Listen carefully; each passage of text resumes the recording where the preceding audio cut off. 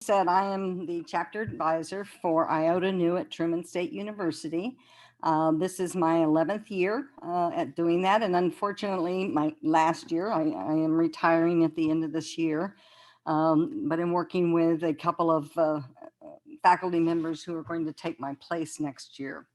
Um, I found the research for this presentation very interesting. I have dealt with generation cohorts in my marketing class. I do teach marketing. I've been at Truman State for about 30 years. And so we talk about it quite regularly, but I had not delved as deeply into the Gen Z as I had into some of the other categories. Most of the time, recently we've been talking more about millennials, and now, of course, the students that we're dealing with are Gen Z. So let's get started in terms of an outline for what we're going to cover. We're going to talk about the basis for generational cohorts. And then I'm just going to briefly show the different cohorts that are out there. Gen Z characteristics, how they're different from millennials or Gen Y, the type of social media that's changing that they're using, and then some Gen Z recruitment strategies. And at the end, allowing you guys to share your ideas from your chapters and also any questions that you might have, we can discuss it at that point. So the basis of generational cohorts. The idea is that within a certain year range, these individuals have had shared experiences, and that through these shared experiences, they've grown to be very similar in the way that they approach things, the way they think, the way that they consume products. They have a collective sense of history because they have been through these shared experiences together as they move forward. They have also a common environmental context. They share the same economic and technological and social changes that are going on in the environment. And that, of course, creates also a cultural context that is important in terms of determining their generational cohort.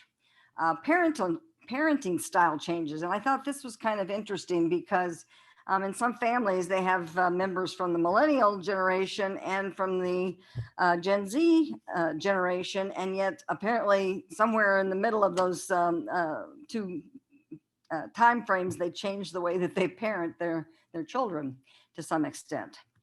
And then finally, of course, they have a shared acceptance of whatever the technological environment is at that point in time. So what are the various cohorts? The silent generation, we always called these the seniors. The baby boomers would come next. And even though I'm providing you with sort of the generally accepted years time frame, it does vary in that individuals may not be exactly within their same age range. Gen Y or millennials, and then Gen Z, which is the group that we're going to talk about tonight. And then the next generation, it's sort of like, what do you do after X, Y, and Z? Well, you go to the Greek alphabet, and they're going to be the generation Alpha. So in terms of the specific characteristics for Gen Z, Gen Z are very independent. They buy things that express themselves. They're always trying to find what their identity is. They want to be unique, but they also call them kind of identity nomads because their identity may change or is fluid over time. Let's put it that way. It may change somewhat. They're very much social activists. They want to make the world a better place. They value authenticity and truth. They really want, they can tell when things aren't as authentic as they should be, and that turns them off. They're realistic, pragmatic, and analytical. This is partly because they lived through the Great Recession, which has shown them some uncertainty and some difficulty. They may have seen their parents go through a difficult time, and that has made them, more analytical, more realistic, and more pragmatic. They're radically inclusive and very open-minded. They're much more open in terms of same-sex marriage and non-binary sex identification or gender identification, I guess I should say. They're, open to all the things that may be some sort of more on the liberal side of things that people might perceive. But they demand diversity, and they're a diverse group, and they expect that in the companies that they deal with. The experiences that they engage in matter more than their material things. They're able to navigate large amounts of information. I found one of the sources I used was very interesting, in that they said that they've actually had an evolution of their brain in terms of how fast they can process information because of technology and everything else. They have kind of developed that capability, and to see actual physical changes that are based on that is interesting to me. Gen Z characteristics continued. I pardon, my dog is barking at me and there's nobody to deal with him. Hopefully he will stop.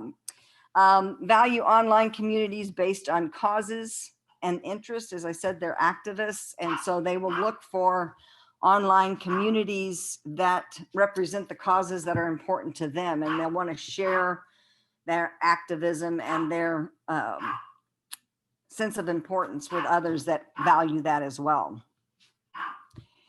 Now, this is kind of a contradictory characteristic. This group is much more entrepreneurial than millennials. I think they said like 55% at least want to start their own business. And some have already done so while they're in high school.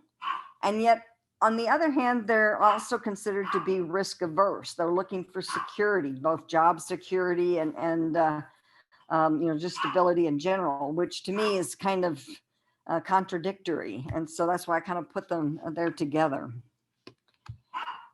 They feel like their security is found in their academic and career success, so that they are, interested in education, interested in learning and developing their skill base. As I mentioned earlier, they are very interested in portraying their uniqueness, and so their consumption is a means of self-expression. It's also anchored in ethics, since social causes are very important to them. They expect brands to take a stand, and they will tend to buy from brands where they perceive that there's common interest there. Let me show you a short video.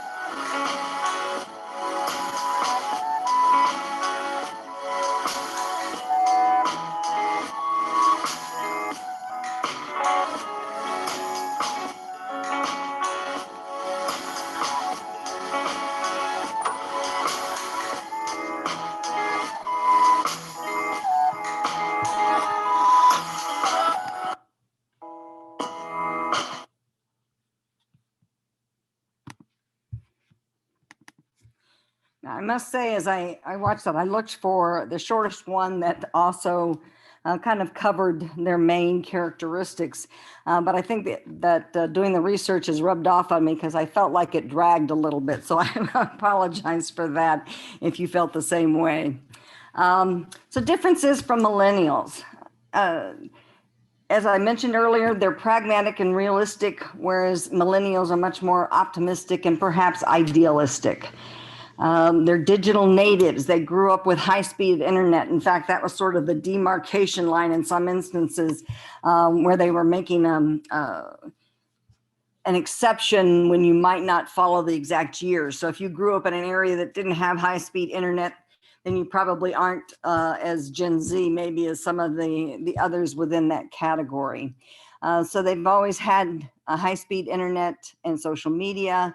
Whereas millennials are digitally fluent, they certainly are very tech savvy, but they saw there was a time when they were not really aware of the social media aspects.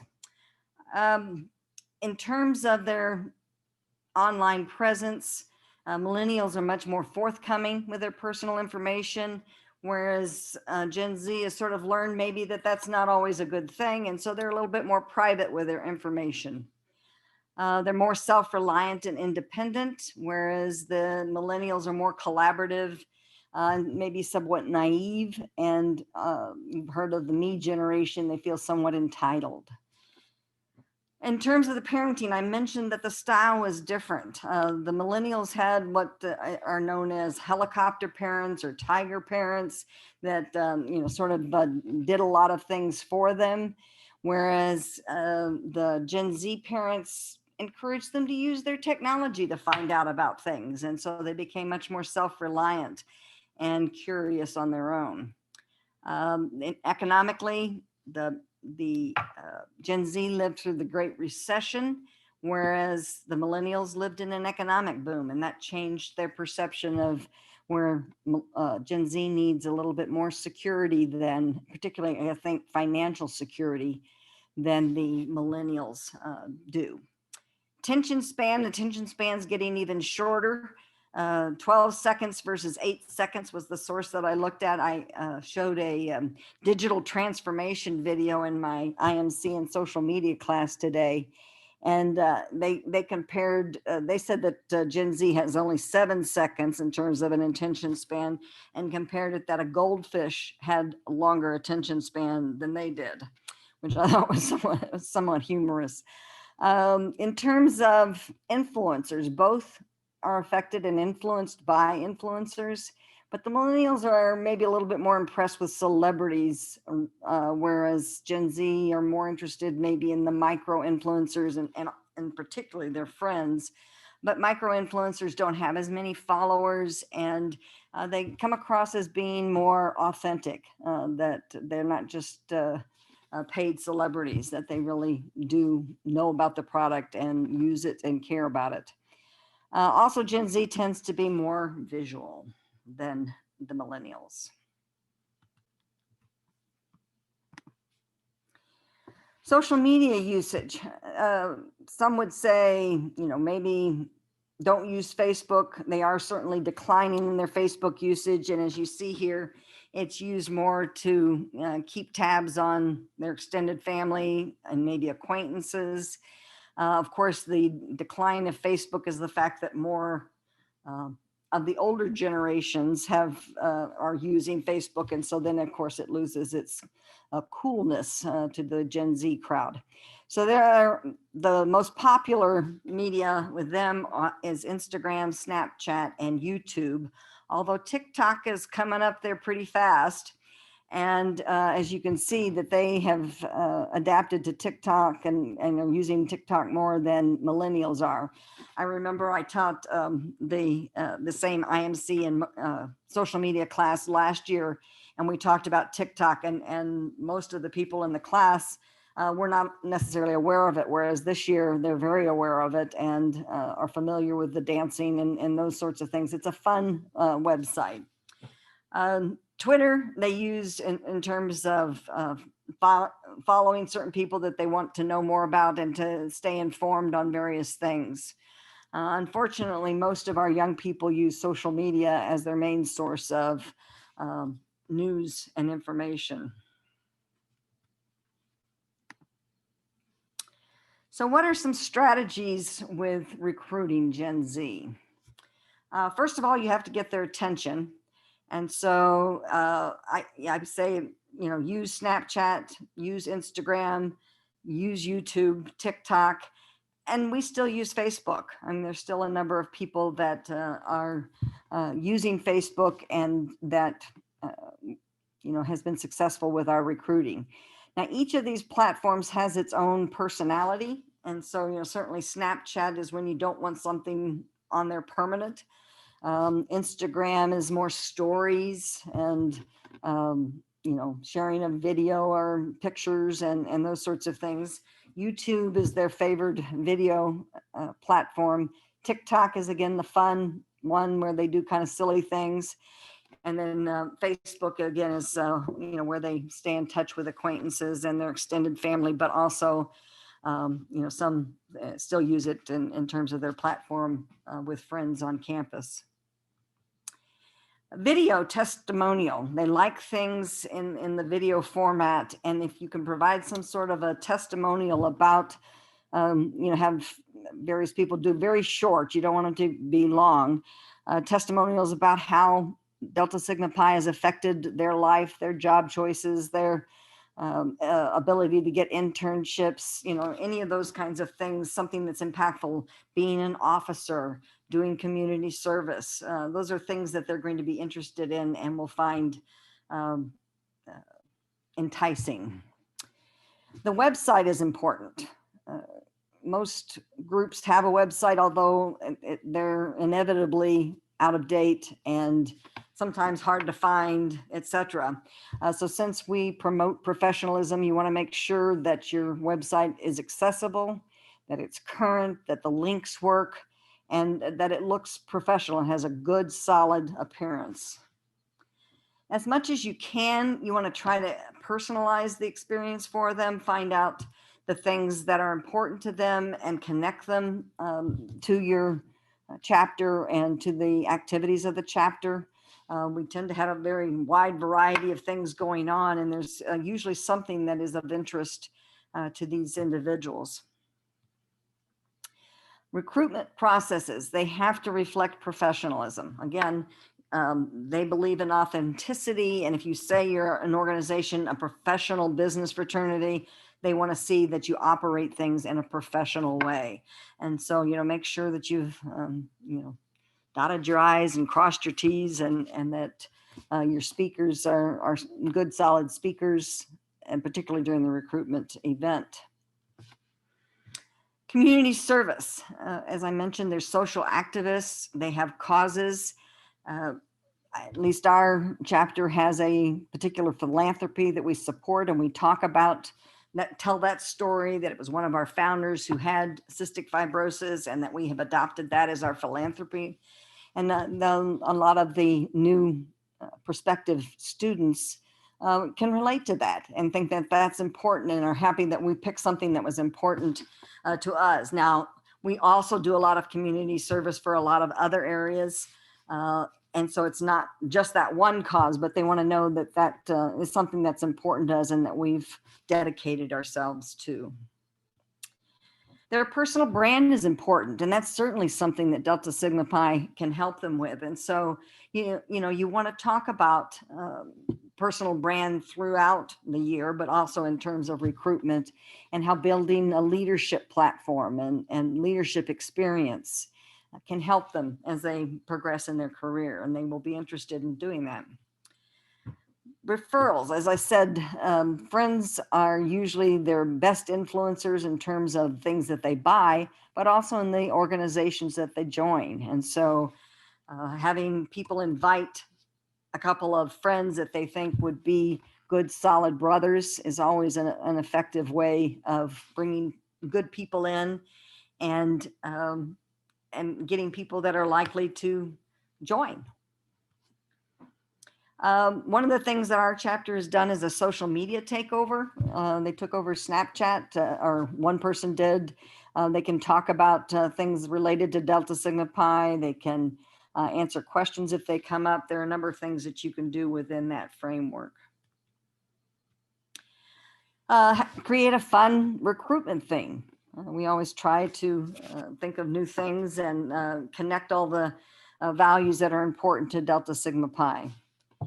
Promote the events and experiences. Again, experiences are very important to them. Talk about LEAD, talk about Grand Chapter Congress, talk about the professional speakers and the provincial conferences. All of these things, the networking, the companies that are involved. These will help them make a connection and decide that this is something worthwhile. Our group also on our website allows various members of the fraternity to create a blog is what we have done, but you could also do a podcast.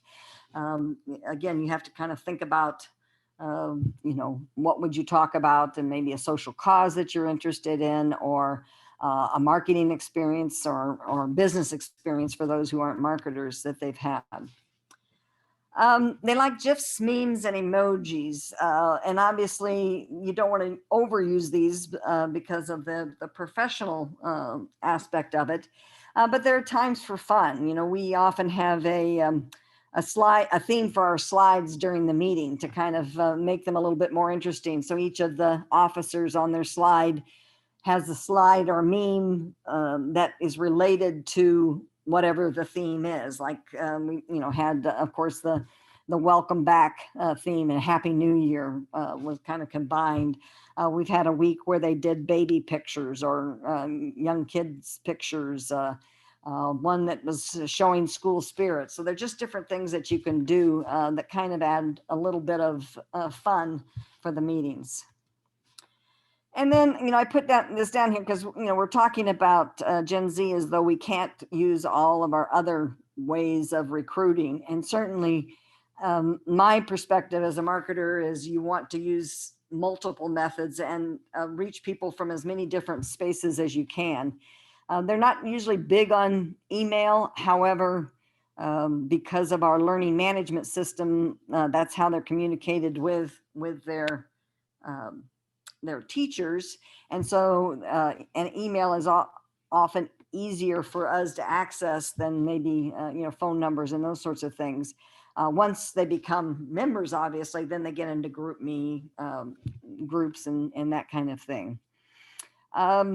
We have classroom talks, and obviously this year it's been virtual, where they kind of talk about their Delta Sigma Pi experience and invite people to the information sessions or pre-recruitment session or recruitment activities. We also have an activities fair where they can find out about different organizations. I assume most schools do that. We still use posters. That's kind of how we communicate the theme, at least initially. We also have recruitment shirts that have the theme incorporated into them. Tabling, again, tabling right now is virtual. And then we have a school newsletter, and both from the university, there's a newsletter, but there's also one within the School of Business. And we promote our activities in both of those outlets. And then you can create a video, or if in most cases, the students kind of get into creating their own video, but you can, if you want, use the video that was developed by the 2019 National COI, Kristen Wilhelm. And I actually had not seen this until I started looking for it today. So I wanted to show it to you again as well. Let's see here. Share.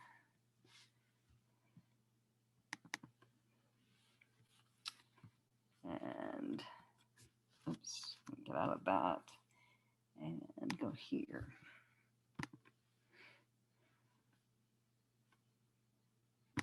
Delta Sigma Pi is America's foremost co-ed professional business fraternity. With more than 200 collegiate and 50 alumni chapters, Delta Sigma Pi has always made me feel like I had a community, both in the School of Business and on campus. Joining Delta Sigma Pi will take your undergraduate experience to a whole new level. As a business fraternity, our primary purpose is to prepare students to become ethical leaders in their careers. Hosting professional speakers at chapter events allows our brothers to learn more about different fields in business, leadership in the workplace, interview with potential employers, as well as allowing me to learn how to best represent my experiences to get full-time offers.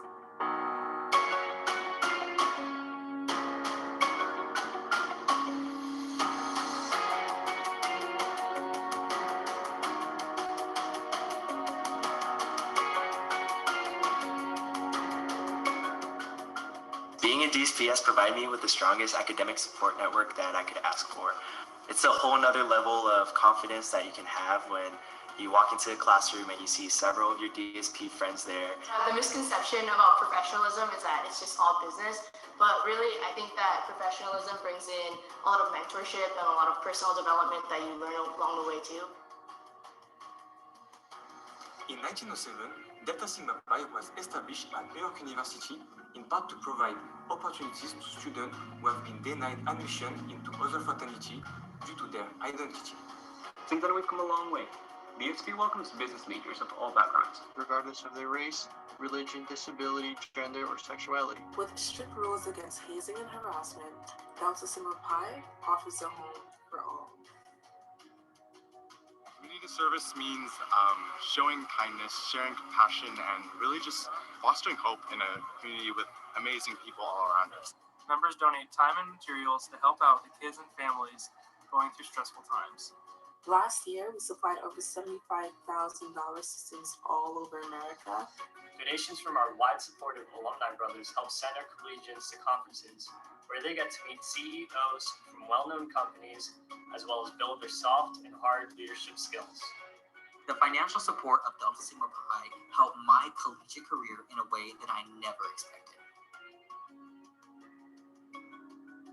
but we are more than just business. We are brothers. DSP is family. A family. Family. Like a family. It's family. It's family. Delta Sigma Pi has changed my college experience. And since we are an international fraternity, you're bound to find a Delta Sig wherever you go. It's more than just a club. It is a brotherhood. It's not just 4 years. The brothers always push me to do my best and always push me to do more. We're able to motivate each other. Being able to step out of our comfort zones. As much as it's a professional organization, like we can get out and do just about anything together. If you want to surround yourself with some of the most influential people in college, join DSP. I fell in love with the people.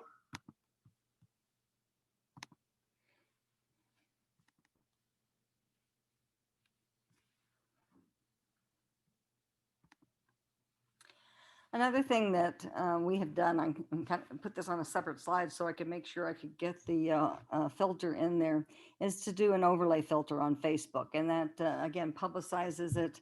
It has a fun look to it. They would put this over their profile picture, and it has been successful for us. So that is the material that I have. And now I open it up, ideas that you have from your chapters that have worked and that you think fit into it. As you noticed from the video that Kristen did, it really exhibited all of the values that are important to Delta Sigma Pi, as well as talking about the experiences that they've had and things that are going to be important to the Gen Z population. So I open it up at this time for questions. Well, Debbie, we've had a couple of questions come in while you were presenting, and thank you so much. Great information. I know it's given everyone a lot to think about, and thank you for debuting the recruitment video that is hot off the press from late last week. So not many have seen it yet. A question that did come in when you were talking about strategies, you talked about using Snapchat, Insta, YouTube, TikTok. What about LinkedIn? Is LinkedIn still a valid resource? It is. It's one that we always promote that they get on. It isn't as much. We don't use it as much in recruitment as we encourage them to use it in their job search and their career search. So we do, we have often had like somebody come talk about the personal brand and talk about the importance of optimizing their LinkedIn post or their page or whatever, because I don't think most students understand how, it's sort of an online resume and they need to kind of show everything that they've done, but we have not used it as much in recruitment. Gotcha. Another question that came in, and we're getting a lot of stuff here. Someone asked, where can you find an overlay filter? What you just shared with everyone. Now, that particular one, our vice president of marketing actually created herself. Okay. And if I do have, they had some difficulty getting that one onto Facebook, and she gave instructions on how to do it. And if people are interested, I can, post that with the slides or whatever. Yeah, if you wouldn't mind, I know some people have asked for the slides, and I told them we'd make that available to this group. Sure. If you can also get some information on the resources you all use for the overlay filters, then I know that this group would appreciate that very much as well. And I also, after this slide, the last slide gives all the references that I used in terms of putting this together. So if people wanted to know more information, they could use or look one of these articles, or I used a couple of books as well. Okay, fantastic. All right, what other questions do you all have? Feel free to put it in the chat, or if you'd like, go ahead and put your camera on and come on and ask, or share your ideas of things that you all have been doing or been involved with in your chapters that you lead to help recruit the Gen Z group.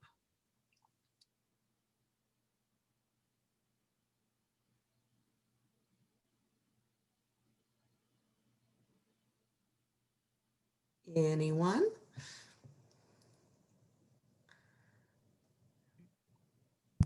Oh, here we go. Got a couple folks joining us. I guess I'll start with, I was kind of shocked with you talking about using TikTok as recruitment, because I think I'm now officially in the old guy category since I just got on TikTok not even 2 months ago, but that was more out of humor over people not wanting to get on TikTok.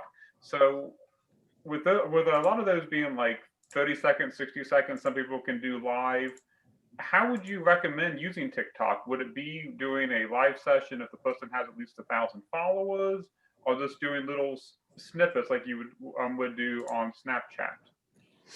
I mean, I do have to admit, we have not done that yet, but since it's an up and coming platform, and it's a good way to show a fun thing or whatever, I think you could do it in a lot of different ways. You might actually have, as part of one of your recruitment things, doing various, TikTok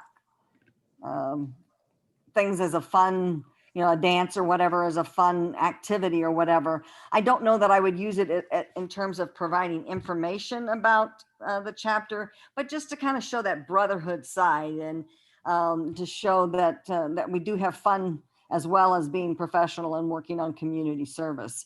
But I agree with you. I'm kind of old school as well. I'm not a big TikTok user.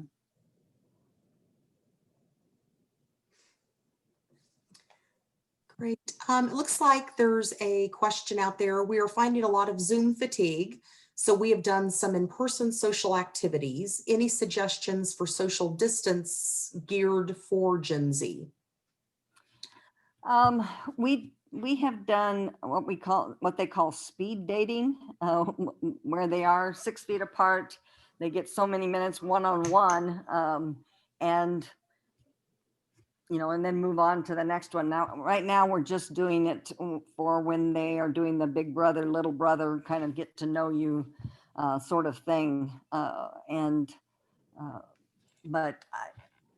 that's because we can only have so many people in the room at one time. That's a rule that we have right now.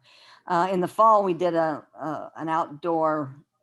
It wasn't a barbecue because we couldn't have food, but an outdoor event where in normal times it would have been a barbecue, but where they get together and get to meet people again, but keeping socially distant. And now, it's interesting because I actually wasn't involved in all of them, but we did all of our PI events last semester virtually. So they thought of different games, they did trivia, and they did, I can't even remember the names of the various things that they did, but they, tried to think of things that you could do that you might have done in person, but do them online and still have fun.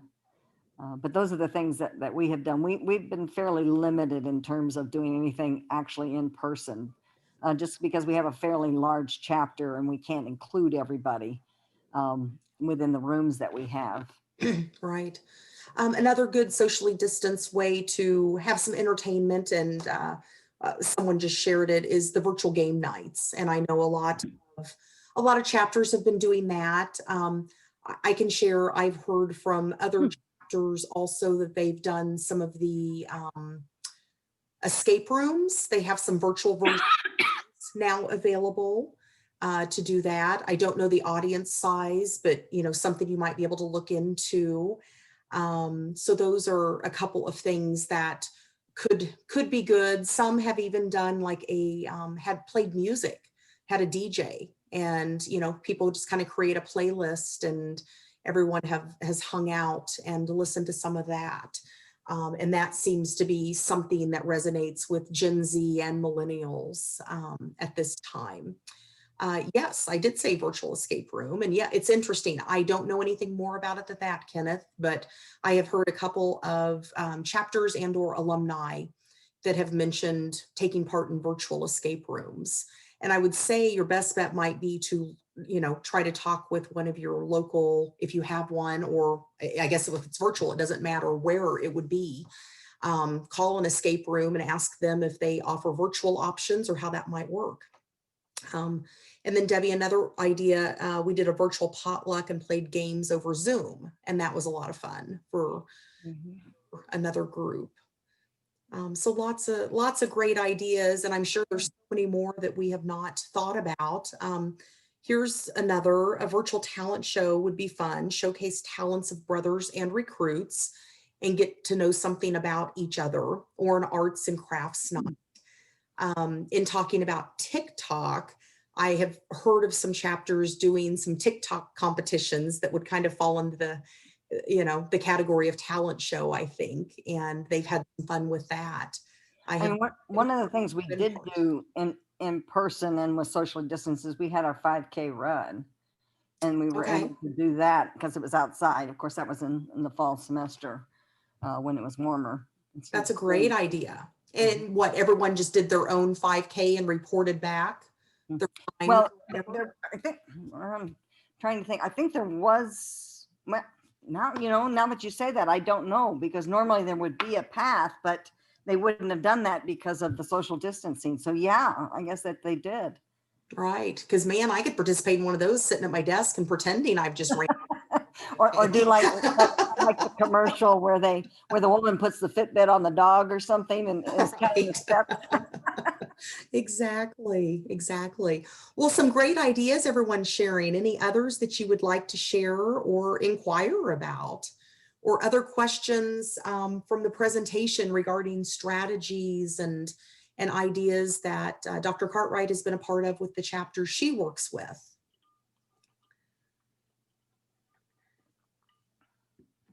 All right. Well, I feel like the information you provided was great. I mean, I picked up quite a few things that I had not really made the connection of the differences between millennial and Gen Z. And I'm very intrigued also by this new generation Alpha. I realize that, yeah, well, because I realize a lot of, like my nieces and nephews, for example, that I thought would probably be Gen Z by the years you've included, they will be generation Alpha. So, my brother's going to have 2 generations in his household in addition to himself. So it explains a lot. Yes, it does. Well, great. Well, it looks like you put up some resources. You want to tell us about that? I know you mentioned it earlier. Right. These are the articles and the books that I looked at in terms of preparing this. And so the one on the bottom is the one that actually talks sort of about the changes in the brain that have happened sort of as an evolution of things. But McKinsey Company has a couple of articles in there that I found very interesting. And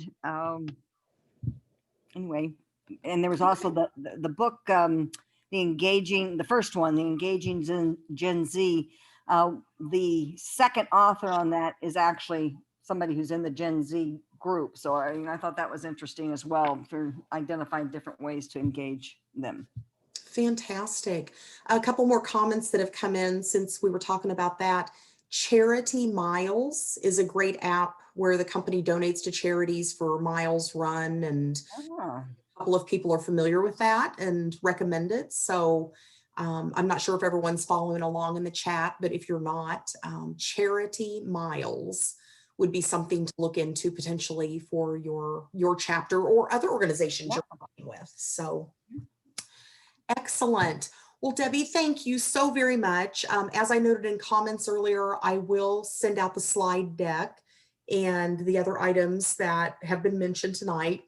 This presentation has been recorded and will be made available on our new Delta Sig University, and you can find that at dsp.org. Go out to resources and you can find Delta Sig University with a wide variety of presentations and webinars, and enjoy those on your own time, day or night. So thank you so much, Dr. Cartwright. We really appreciate it. You're welcome. See you retiring soon. So excited for your new adventures. Me too. And Thank you. we'll see you in a couple of weeks when you help lead the roundtable for chapter advisors. Sounds great. Thank you. All right. Thanks, everybody. Have a great night. Thank you.